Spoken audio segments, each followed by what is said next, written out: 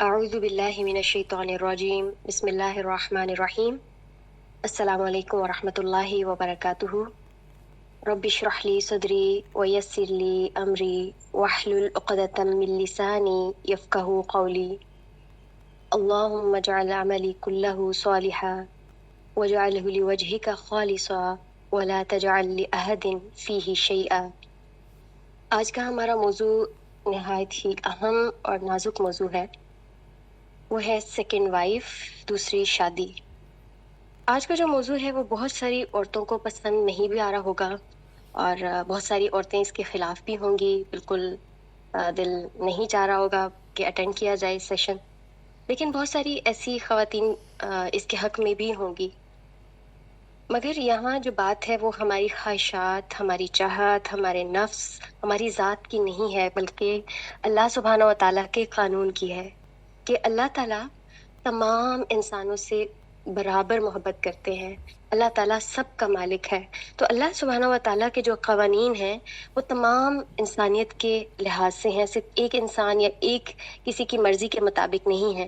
تو انہی قوانین کو فالو کر کے ہم دنیا میں بھی امن پا سکتے ہیں اور آخرت میں نجات حاصل کر سکتے ہیں۔ کوئی بھی انسان جب شادی کرتا ہے یا دوسری شادی کرتا ہے تو وہ شادی، دوسری شادی اور اس کے بچے، یہ تمام اس کے لیے بہت میننگ رکھتے ہیں، لیکن کچھ ایسے عناصر ہوتے ہیں جس کی بنا پہ انسان کے جو رشتے ہیں ان کو نقصان پہنچتا ہے۔ مرد یا عورت دونوں میں سے کوئی بھی، چاہے اس کی پہلی شادی وہ کر رہا ہو یا دوسری شادی کر رہا ہو یا جتنی بھی ان کی شادیاں ہو رہی ہیں، ان تمام میں جو کامن چیز ہوتی ہے وہ گھریلو مسائل ہوتے ہیں، جو پھر بڑے ہو کر سپریشن کی وجہ بن رہے ہوتے ہیں۔ اور بدقسمتی سے ان مسائل کی جو وجہ ہے زیادہ تر اپنے ہی قریبی لوگ ہوتے ہیں، پھر سوسائٹی ہوتی ہے، پھر پیئر پریشر ہوتا ہے۔ ان تمام چیزوں سے دونوں ہی لوگوں کو اس طرح کے جو چیلنجز ہیں دونوں لوگوں کو ان کا سامنا کرنا پڑ رہا ہوتا ہے۔ جب شادی ہو جاتی ہے تو ایک جو بیوی ہوتی ہے وہ دوسری نئے آنے والی بیوی کو قبول نہیں کرتی، پھر یا ایسا ہوتا ہے کہ طلاق کا مطالبہ رکھا جاتا ہے کہ دوسری کو طلاق دے دی جائے، یا سم ٹائم ایسا ہوتا ہے کہ ماں یہ خواہش کرتی ہے کہ بھئی دوسری بیوی کو طلاق دے دو، کسی بھی جو بھی ان کے آپس کی معاملات ہوتے ہیں یا جو بھی ریزنز ہوتی ہیں۔ یہ ہمارے معاشرے کی بہت کڑوی حقیقتیں ہیں، اور اس کو اگر ہم اس طرح سے سوچیں کہ اگر ہمیں ایک ماچس دے دی جائے اور ایک طرف مٹی کا تیل دے دیا جائے اور ایک گھر ہے سامنے ہمارے، اور کہا جائے کہ ڈالو اس پہ تیل اور لگاؤ اس کو آگ، تو کیا ہم لگائیں گے؟ ہمارا دل چاہے گا کہ ایک پورا، اس میں خالی گھر نہیں، اس میں تمام لوگ موجود ہوں، کیا دل چاہے گا کہ ہم اس گھر کو آگ لگا دیں؟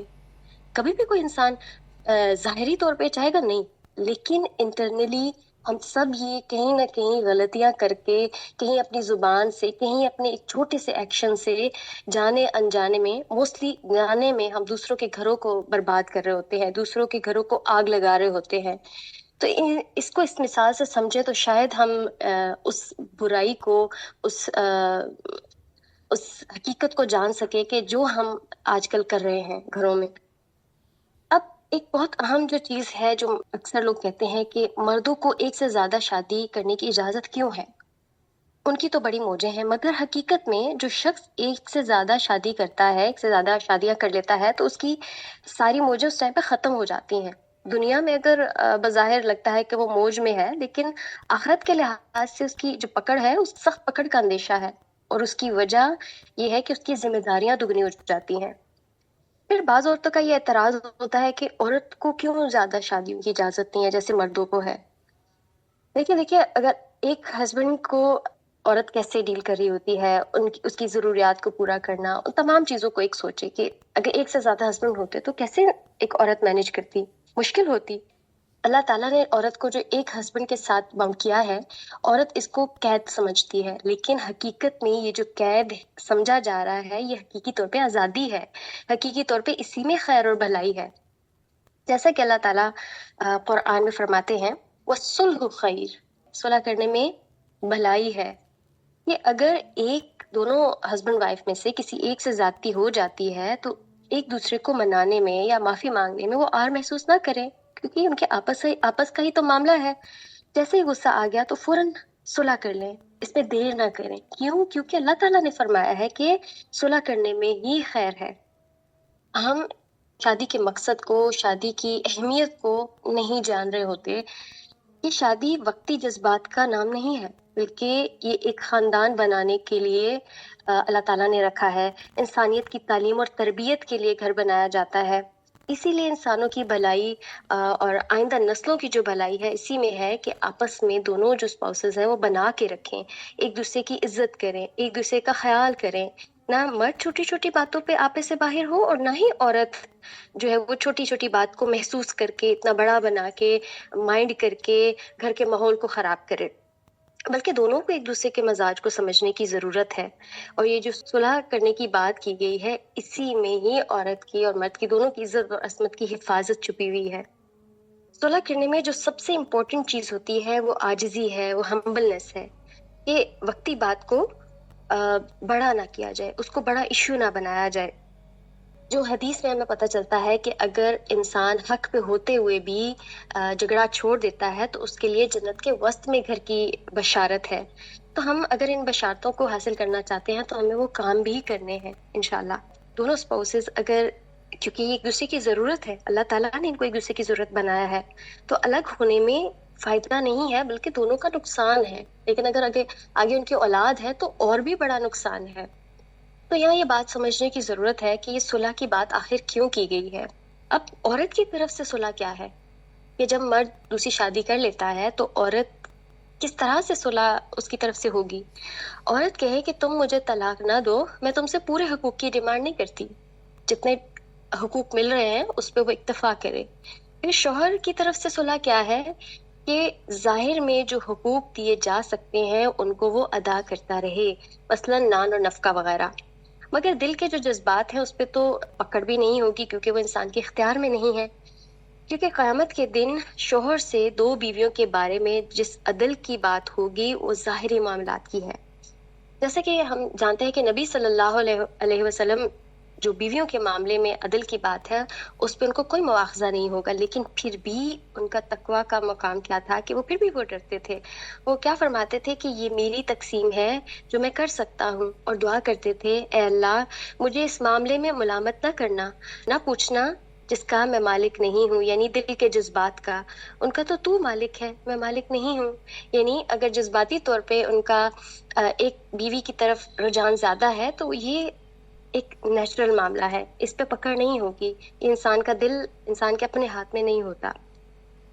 پھر آپ صلی اللہ علیہ وسلم عصر کے بعد تمام ازواج کی طرف جاتے تھے اور رات کی باری انہوں نے الگ سے مختص کر رکھی تھی، مگر دل کا تعلق ہر ایک کے ساتھ الگ تھا.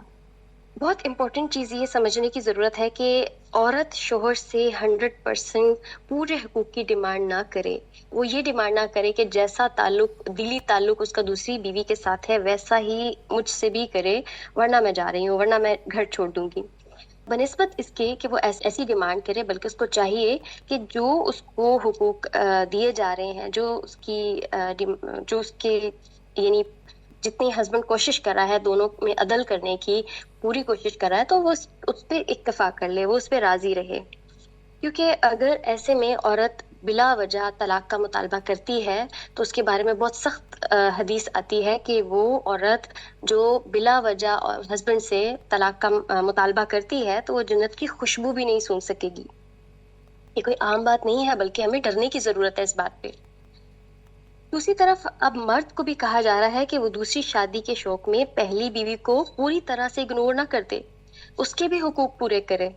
اس کو اس مثال سے سمجھیں کہ بعض اوقات ایسا ہوتا ہے کہ ہسبینڈ جو بھی مرد ہے اس کی بیوی ذہنی مریضہ ہے یا اس کو کوئی ایسی بیماری لاحق ہے کہ وہ ہسبینڈ کی وہ تمام ضروریات، وہ تمام چیزیں پوری نہیں کر سکتی جو ایک نارمل عورت پوری کر سکتی ہے، یا ایسا ہے کہ عورت بچے پیدا نہیں کر سکتی. تو اس کیس میں اب مرد کے بھی اپنے جذبات ہیں، اس کا بھی ہمیں خیال کرنا چاہیے، اسے دوسری شادی کی اجازت دینی چاہیے. اللہ تعالیٰ نے جب دی ہے تو ہم کون ہوتے ہیں اس بات کو روکیں. لیکن معاشرے کا حساب الٹا ہے، وہ اس عورت کے حق میں 100% کھڑے ہو کے اس کے حق کے لیے لڑتے رہتے ہیں. مرد کے بارے میں کوئی نہیں سوچتا، جو کہ ایک انتہائی غلط بات ہے. پھر اللہ سبحانہ و تعالیٰ نے سورہ النساء آیہ نمبر 128 میں فرمایا ہے وَأُحْضِرَتِ الْأَنفُسُ الشُّحَّ، اور حاضر کی گئی ہے نفسوں میں بخیلی.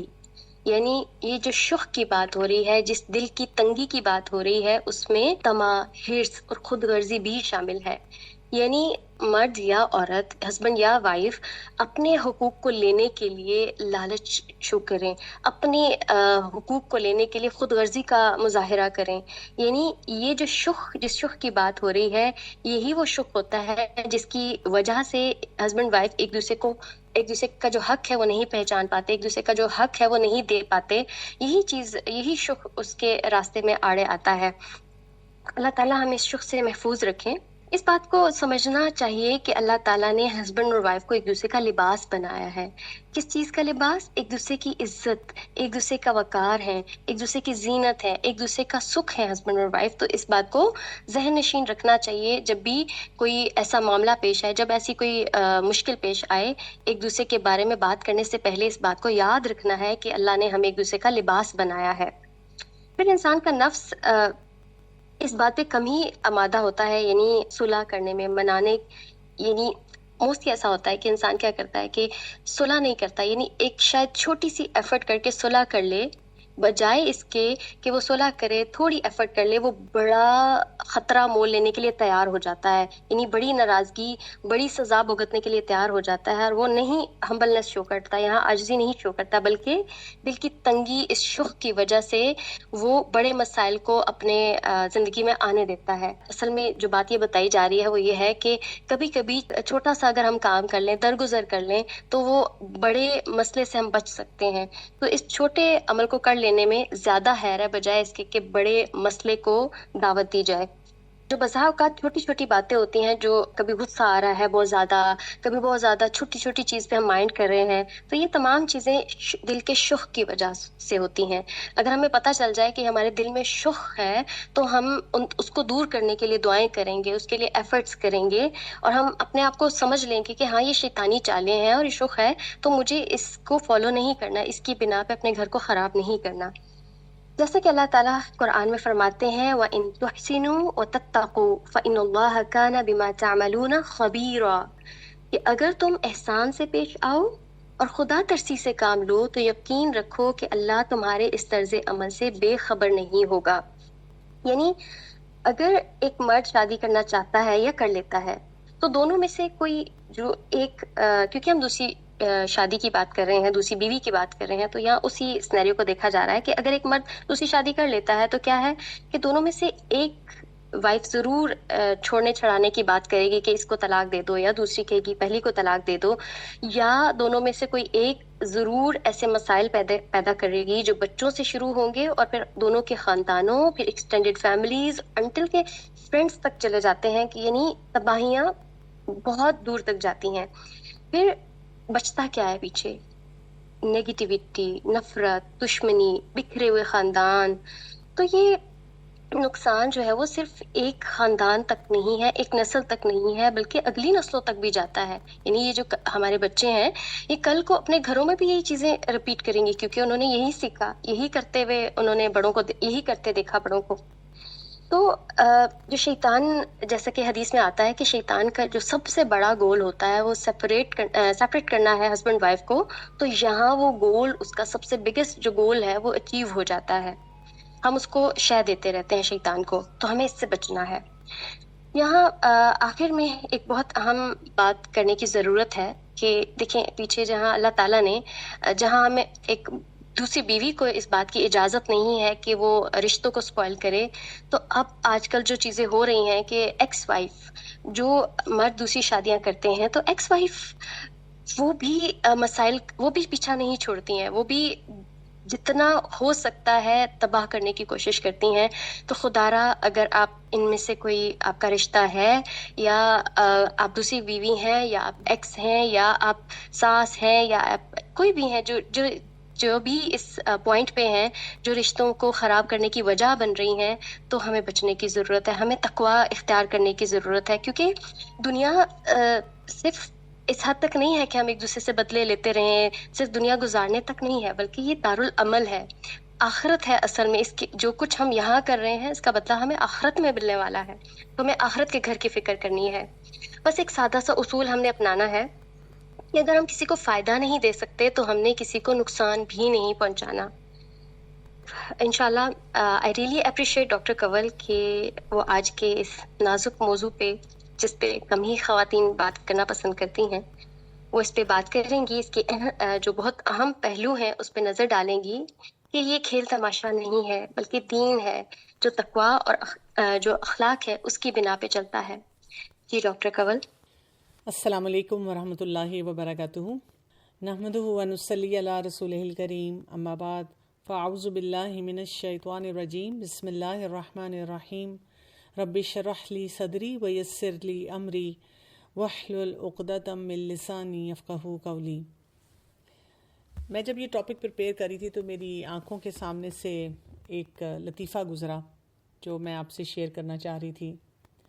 اس میں ہے کہ بیویوں کی تعداد کا 4 ہونا اور اس کی حقیقت. بیویوں کی تعداد کا 4 ہونا اور اس کی حقیقت یہ ہے کہ شادی کے 4 حروف ہیں، نکاح کے بھی 4 حروف ہیں، شوہر کے 4 حروف ہیں، بیگم کے 4 حروف ہیں، بیوی کے 4 حروف ہیں، زوجہ کے 4 حروف ہیں. اور وہ کہہ رہے ہیں کہ جی ہندی زبان میں بھی پتنی کے 4 حروف ہیں، نساء میں بھی 4 حروف ہیں اور وائف میں بھی 4 حروف ہیں. حتیٰ کہ ان سب ناموں سے بننے والے لفظ دلہن میں بھی 4 حروف ہیں. ان سب کی تعداد سے اسی بات کا اشارہ ملتا ہے کہ بیویاں 4 ہی ہونی چاہیے. ہاتھوں میں بھی 4 انگلیاں اور ایک انگوٹھا بھی اس بات کی تصدیق کرتا ہے. دل کے بھی 4 خانے ہیں، ہر ایک خانے میں ایک بیوی کی تصویر ہونی چاہیے. اللہ تعالیٰ ہمارے گروپ کے تمام مردوں کی دلی مراد پوری فرمائے. پھر کیا کہا گیا؟ شادی شدہ حضرات ذرا احتیاط کریں کیونکہ ڈنڈے کے حروف بھی 4 ہیں اور جوتے کے بھی 4 ہی حروف ہیں. آپ بھی سوچ رہے ہوں گے کہ اتنا سیریس ٹاپک، اور یہاں پہ لکھا ہوا ہے کہ طلاق میں بھی 4 ہی حروف ہیں. تو آپ یہ سوچ رہے ہوں گے کہ جی اتنا سیریس ٹاپک اور میں آپ کو لطیفہ سنا رہی ہوں. دراصل بات یہ ہے کہ بہت سے مرد حضرات کے نزدیک یہ لطیفہ ہے. یعنی جب وہ 4 شادیوں کی یا ایک سے زیادہ شادی کے بارے میں بات چیت کر رہے ہوتے ہیں تو ان کو لگتا ہے کہ دے آر سو پریویلیجڈ کہ ان کے پاس اور آپشنز ہیں. اور میں یہ دیکھتی ہوں کہ خواتین کو جب پتہ چلتا ہے تو ان کے دل میں بہت بندش سی آتی ہے. جیسے ابھی آپ نے وہ شح کے بارے میں دیکھا، ایک تنگی سی محسوس ہوتی ہے. لیکن یہاں پر میں آج جو بات کرنا چاہ رہی ہوں، مجھے ہمیشہ سے یہ محسوس ہوتا ہے کہ جب بھی بات ہوتی ہے ایک میل پرسپیکٹیو دیا جاتا ہے ہر جگہ پہ، اور کہیں پر بھی ایک فیمیل پرسپیکٹیو نہیں آتا. کہیں پر بھی اس عورت کے جذبات کو جو ٹھیس پہنچتی ہے، جو اس کو لگتا ہے کہ اس کی دنیا بکھرتی چلی جا رہی ہے، اس پر کوئی بھی بات نہیں کرتا. تو بہت سے اینگلز ہیں میرے پاس، بہت سی سوچیں ہیں. جب میں لوگوں کو دیکھتی ہوں تو میں اس پہ بات کرنا چاہوں گی. اور اس کے ساتھ میں ایک ڈسکلیمر بھی دینا چاہوں گی، جسٹ بیکاز میں اس کے اوپر بات کر رہی ہوں کیونکہ جب بھی میں کسی کو یہ بتانے کی کوشش کرتی ہوں کہ دیکھیں جو پہلا اصول ہے وہ یہی ہے کہ یہ اللہ کی طرف سے ایک مرد کو رخصت دی گئی ہے. اور جب اللہ تعالیٰ نے ایک مرد کو رخصت دے دی ہے تو ہم کون ہوتے ہیں کہ ہم اس کو زیادہ کھوجیں، اس کی وجہ جاننے کی کوشش کریں، بار بار یہ سوال اٹھائیں، ایک ریزنٹمنٹ کا ایٹیچیوڈ ہمارا ہو کہ بٹ وائی. اللہ تعالیٰ نے اجازت دی ہے، بس ہمارے لیے یہ جاننا کافی ہے. حالانکہ آپ اس پہ بہت سے اسپیکرز کو سن سکتے ہیں، آپ بہت سے جو تفاسیر ہیں ان کو پڑھ سکتے ہیں اور ان میں آپ کو بہت سے لاجکس مل جائیں گے کہ اس کی اجازت کیوں ہے، اس کی حکمت کیا ہے. لیکن ایک عورت جس کے لیے ایک بہت مشکل ٹاپک ہے، اس کو صرف ایک ہی بات سیٹسفائی کر سکتی ہے کہ اللہ تعالیٰ نے اجازت دی ہے. وہ میرا رب ہے اور وہ بہت غفور الرحیم ہے، ارحم الراحمین ہے، اور وہ ہم سے زیادہ ہمیں بھی جانتا ہے، مردوں کو جانتا ہے، دنیا کے سسٹم کو چلانے کے طریقوں کو جانتا ہے. جب ہمارے رب نے کہہ دیا ہے تو بس یہاں پہ ہم ایک فل سٹاپ لگاتے ہیں. اور ڈسکلیمر میرا یہ ہے کہ جسٹ بیکاز میں اس کے اگینسٹ نہیں بولتی کیونکہ یہ اللہ کا حکم ہے، ڈزنٹ مین کہ میں بہت اس بات سے، اگر فرض کریں میں سوچوں کہ کوئی مجھے پوچھتا ہے اچھا پھر آپ اپنے ہسبینڈ کو الاؤ کر دیں گی، یا یہ کہ آپ کو کیسا محسوس ہو اگر آپ کے ہسبینڈ دوسری شادی کریں، تو میں ان کو کہتی ہوں کہ میرے بھی جذبات شاید ویسے ہی ہوں گے جیسے بہت سی خواتین کے ہوتے ہیں. لیکن جو اللہ کا حکم ہے وہ پھر اللہ کا حکم ہے، اور اللہ تعالیٰ کے حکم کے آگے ہمیں یہاں پہ کیا کرنا ہے؟ بس خاموشی اختیار کرنی ہے، اپنے آپ کو جھکانا ہے. اور اس پورے سسٹم کو سمجھنا ہے. تو یہاں پر ہمیں جو باتیں سمجھنی ہیں ایز اے فیمیل سمجھنی ہے. جیسے میں نے کہا کہ کوئی بھی شخص بڑے آرام سے کہہ دیتا ہے تو ہاں کیا ہوا اگر کسی نے دوسری شادی کر لی، لیکن اس میں جو ایک عورت کے جذبات ہیں، جو اس کی انسیکیورٹیز ہیں، جو اس کے ایموشنز ہیں، جو آ رہے ہیں، جو اس کو تباہ کر رہے ہیں، جس کی وجہ سے وہ پریشان ہے، جس کی وجہ سے وہ فیصلے نہیں کر پا رہی ہے، جس کی وجہ سے وہ کچھ ایسی باتیں بول جاتی ہے، ایسی سوچوں کو پروان چڑھاتی ہے، ایسے معاملات کرتی ہے کہ وہ اللہ تعالیٰ کی ناراضگی لے آئے. اسی طرح سے اپنی زندگی کو اور متاثر کرنا شروع کر دے. آپ دیکھیں ایک عورت ہی دوسری عورت کی دشمن بن جاتی ہے. پھر اسی طرح سے بچے جو ہیں وہ بہت زیادہ پوائزن ہو جاتے ہیں. یہی بات میں نے ڈسکلیمر میں جو کہی تھی تو کوئی مجھے پرائیویٹلی میسج کر رہا ہے، کیونکہ خواتین بڑی جلدی ناراض ہو جاتی ہیں. ہوں تو میں بھی خاتون، لیکن اللہ کے حکم پہ بات کرتے ہیں اور اس کو سمجھنے کی کوشش کرتے ہیں نا، تو ایسے کرٹیسزم سے بھی اپنے آپ کو بچا کے رکھنا چاہیے. کیا کہہ رہی ہے کہ معذرت کے ساتھ آپ نے اپنے شوہر کی دوسری شادی کروا دی ہے. تو میں نے آپ کو ڈسکلیمر پہلے دیا تھا، یہ اس ٹاپک کو کرنے کا یہ مطلب نہیں ہے کہ میں اپنے شوہر کے لیے دوسری بیوی ڈھونڈ رہی ہوں، لیکن یہ میں ضرور کہتی ہوں کہ اگر مجھے کبھی بھی ایسا محسوس ہو کہ کوئی اللہ کا حکم ہے اور میرا کوئی بھی فیملی ممبر کچھ بھی اس معاملے میں کرنا چاہ رہا ہے، تو میں وہاں پر اس طرح کی کوئی بات نہیں کرنا چاہوں گی. میں اپنے آپ کو روکوں گی، اپنے آپ کو سمجھاؤں گی، اپنے آپ کو اس بٹرنس سے نکالوں گی، کیونکہ بہرحال یہ اللہ کا حکم ہے. اور مجھے لگتا ہے کہ شاید بہت سی خواتین اسی وجہ سے اس ٹاپک پہ بات کرنا پسند نہیں کرتی، کیونکہ ان کے اوپر خواتین کا یہ اٹیک ہو جاتا ہے. تو یہاں پر اگر ہم کھلے دل کے ساتھ پہلے اللہ سبحانہ و تعالیٰ کے حکم کو سمجھ تو لیں نا کہ یہ ہے کیا، اور جن گھروں میں یہ مسائل میں کہوں گی کہ جو بڑھتے چلے جا رہے ہیں ان کو کیسے ٹھیک کیا جائے گا. دیکھیں سورہ نساء میں اللہ تعالیٰ کی طرف سے یہ حکم آیا نا، فَانْكِحُوا مَا طَابَ لَكُم مِّنَ النِّسَاءِ مَثْنَىٰ وَثُلَاثَ وَرُبَاعَ. تو جو عورتیں تمہیں پسند آئیں 2 2 3 3 اور 4 4 سے نکاح کر لو. اس سے یہ پتہ چلتا ہے کہ اللہ تعالیٰ نے یہ حکم دیا ہے، کیونکہ ہمارا دین جو ہے اس کے جتنے قوانین ہیں وہ انسان کی فطرت کے مطابق ہیں. تو اللہ تعالیٰ نے جب مرد کو 1 سے زائد بیویاں رکھنے کی اجازت دی ہے، اس کا مطلب ہے کہ وہاں پر بھی کوئی فطرتاً اس میں کوئی حکمت موجود ہے. اس کے بعد کیا کہا گیا، فَإِنْ خِفْتُمْ أَلَّا تَعْدِلُوا فَوَاحِدَةً أَوْ مَا مَلَكَتْ أَيْمَانُكُمْ ذَلِكَ أَدْنَىٰ أَلَّا تَعُولُوا. پھر اگر تمہیں اندیشہ ہو کہ ان کے ساتھ عدل نہیں کر سکو گے تو پھر ایک ہی بیوی کرو، یا ان عورتوں کو زوجیت میں لاؤ جو تمہارے قبضے میں ہیں، یعنی لونڈیوں کی بات کی گئی. بے انصافی سے بچنے کے لیے یہ زیادہ قرین ثواب ہے. یعنی اب ہمیں یہاں سے کیا پتہ چلتا ہے کہ ایک تو 4 شادیوں کی مرد کو اجازت دے دی گئی، 1 سے زیادہ کی. پھر یہ کہ دوسری بات ہمیں یہاں پہ یہ پتہ چلتی ہے کہ انصاف کے لیے بھی کہہ دیا گیا کہ دیکھیں آپ کو انصاف کرنا ہے. اب ہمیں یہاں پہ یہ بھی پتہ ہونا چاہیے کہ یہ انصاف کس نوعیت کا ہے. پھر ہمیں یہ بھی پتہ ہونا چاہیے کہ جیسے بہت سی شادی شدہ زندگیوں میں میں نے دیکھا ہے کہ خواتین خود بھی بہت سی غلطیاں کر رہی ہوتی ہیں. اب تک ہم اتنے ٹاپکس کر چکے ہوئے ہیں جہاں پہ میریٹل پرابلمس پہ ہم نے بات کی ہے، خواتین کا بھی حصہ ہوتا ہے. یعنی مرد حضرات غلطیاں کر رہے ہیں تو خواتین بھی اپنا حصہ غلط ڈال رہی ہوتی ہیں اس میں. اور جب دونوں غلطیاں کر رہے ہوتے ہیں، اور جب اگر فرض کریں وہ شخص ایک دوسری بیوی لانا چاہتا ہے اور اس کو بس یہ بات سنا دی جائے کہ جی آپ میرے ساتھ انصاف نہیں کر رہے، تو ایک عورت کو یہ بھی تو سوچنا پڑے گا نا کہ وہ جو انصاف ہے اس میں کیا کیا آتا ہے. یعنی پہلی بات تو یہ کہ ایک تعلق بہت بہترین ہو آپس کا، پھر یہ کہ نان نفقہ کیسے ہو، پھر یہ کہ جو ملاقات ہے، جو آپس میں ایک دوسرے کے ساتھ رہنا ہے وہ کیسے ہو. کیونکہ دیکھیں اگر دوسری بیوی آ گئی پھر بھی وہ بات تو وہیں قائم ہے نا، ہن لباس لکم وانتم لباس لہن. مرد تمہارا لباس، تم ان کا لباس. شوہر بیوی کا تعلق اسی طرح بتایا گیا. ابن عباس نے اس کی جو وضاحت کی یہ کی کہ تم اس کے ساتھ رہنے میں خوشی محسوس کرو اور وہ تمہارے ساتھ رہنے میں خوشی محسوس کریں. تو یہاں پر اب آپ دیکھیں کہ بہت سی ایسی باتیں آ جاتی ہیں، ایسے مسائل آ جاتے ہیں جس کی وجہ سے ہسبینڈ وائف پریشانیوں کا شکار ہو جاتے ہیں، اور ایسی پریشانیوں کا شکار ہو جاتے ہیں کہ یعنی کہ شادی سے پہلے بھی مسئلہ مردوں کے لیے ہوتا ہے کہ وہ شاید جو بھی وجوہات ہیں جس کی وجہ سے بھی وہ کر رہے ہیں، وہ کوئی فیصلہ بھی نہیں کر سکتے، کام بھی نہیں کر سکتے، اور اگر وہ شادی کر لیتے ہیں تو مسئلے مسائل ان کے اور زیادہ الجھنا شروع ہو جاتے ہیں۔ سب سے پہلی بات تو ہم سب خواتین کو سمجھنی ہے کہ یہ جو معاملہ ہے نا، اس میں ایک بڑا ہی نیچرل ایموشن آنا ہے، بہت ہی نیچرل ایموشن آنا ہے، اور اس ایموشن کو ہم کہتے ہیں حسد کا ایموشن، جیلسی کا ایلیمنٹ۔